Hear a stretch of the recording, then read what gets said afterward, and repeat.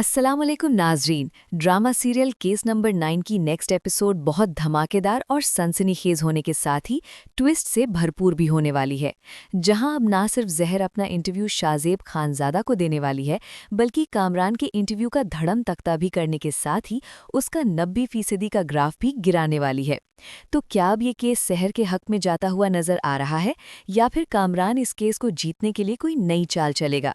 इस बारे में बताएंगे हम आपको आज की इस वीडियो में। लेकिन इससे पहले अगर आपने हमारा चैनल अभी तक सब्सक्राइब नहीं किया है तो बहुत शुक्रिया के साथ पहले चैनल को सब्सक्राइब कर लीजिए।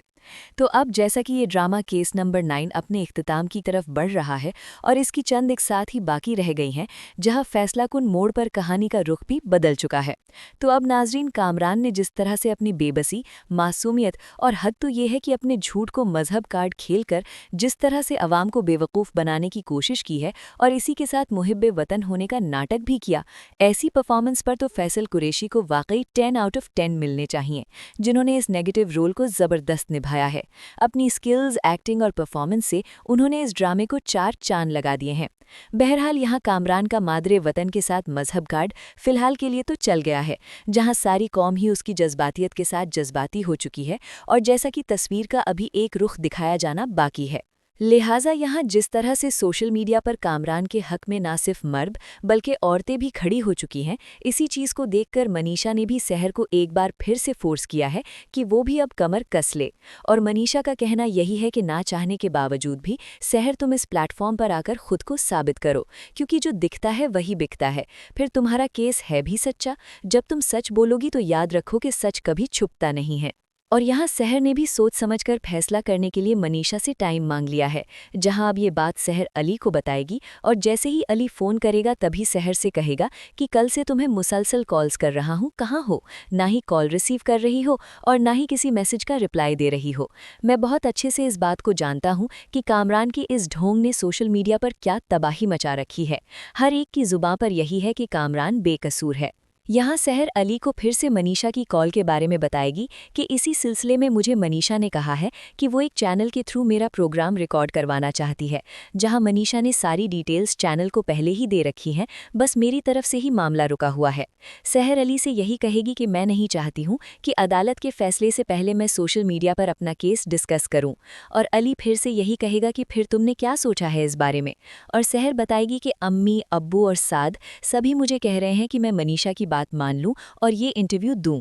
अली कहेगा कि सब बिल्कुल ठीक ही तो कह रहे हैं और मेरा भी यही ख्याल है कि तुम्हें ये इंटरव्यू ज़रूर देना चाहिए। यहाँ सहर की बस हो चुकी है और कामरान के इंटरव्यू के बाद पब्लिक रिस्पॉन्स ने सहर की हिम्मत तोड़ कर रख दी है। लिहाजा सहर थके हुए अंदाज में कहेगी कि अली, लेकिन मुझ में हिम्मत ही नहीं है और फिर मेरी नेचर भी कामरान जैसी नहीं है कि मैं मनगढ़ंत कहानियां बनाऊं और खुद को पारसा जाहिर करूं। मेरा बयान सच्चा है और मैं अपने सच को इस वक्त कैसे मीडिया के सामने बयान करूं, जहां पहले ही लोग बिक चुके हैं। और जिसके बाद सहर सबके मशवरे से मनीषा को इंटरव्यू के लिए हाँ कर देगी और नाजरीन, सहर का मान जाना होगा। और वहीं अब सहर की जिंदगी का टर्निंग पॉइंट शुरू हो जाएगा, जहां से सहर को अपनी जिंदगी की एक नई सहर मिलने वाली है। जैसा कि इंसान कभी कभी सोचता है कि हमारे करने से क्या ही हो जाएगा, लेकिन जब इंसान में सच्चाई हो, उसका जज्बा और अमल सच्चा हो, तो खुदा उसके रास्ते आसान बना देता है और उसके सच को सबके सामने जाहिर कर ही देता है। बिल्कुल ऐसे ही अब सहर भी सोच नहीं सकेगी कि उसका ये फैसला उसकी ज़िंदगी बदल कर रख देगा।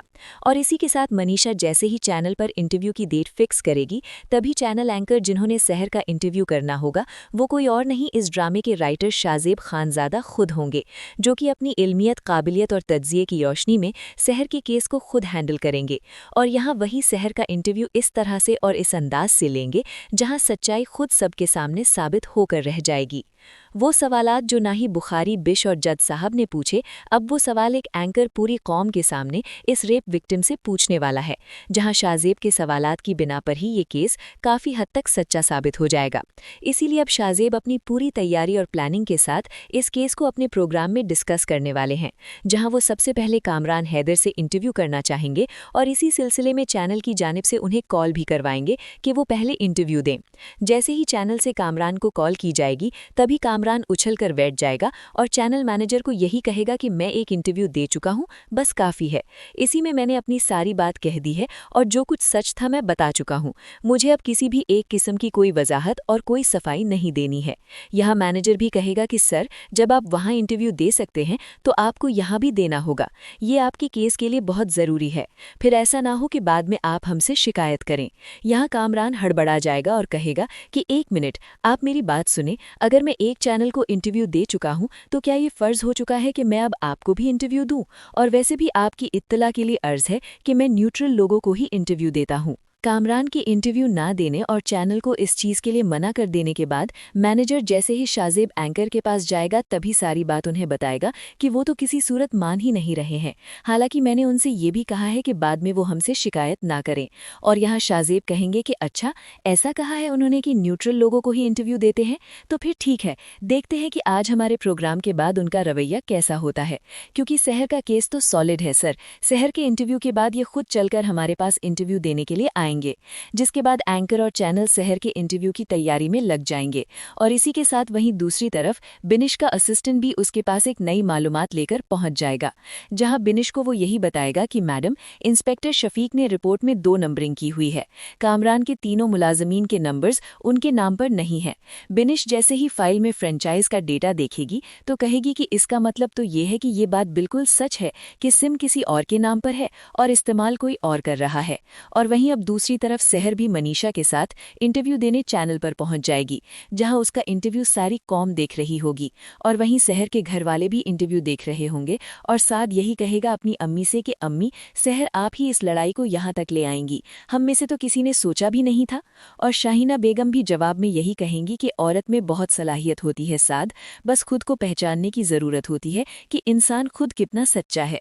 जबकि ऑन एयर इंटरव्यू में सहर से पूछे गए सवालात और सहर के जवाबात सोशल मीडिया पर एक तहलका मचा देने वाले हैं, जहां कामरान की तो बोएम मोए हो जाएगी और 90% का उसका ग्राफ जो कामरान के हक में था एकदम डाउन होकर 10 पर आ जाएगा।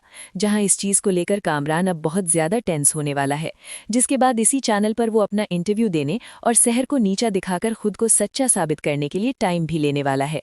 तो नाजरीन, आपको क्या लगता है, क्या सहर कामरान से अपना ये केस न सिर्फ अदालत से बल्कि अवाम की ताकत के साथ भी जीत पाएगी या नहीं? और क्या कामरान को उसके जुर्म की सज़ा मिलेगी या नहीं, या फिर वो मुल्क से भागने की करेगा? हमें इस बारे में अपनी राय से ज़रूर आगाह कीजिएगा। जाते जाते वीडियो को लाइक और चैनल को सब्सक्राइब करना ना भूलिएगा।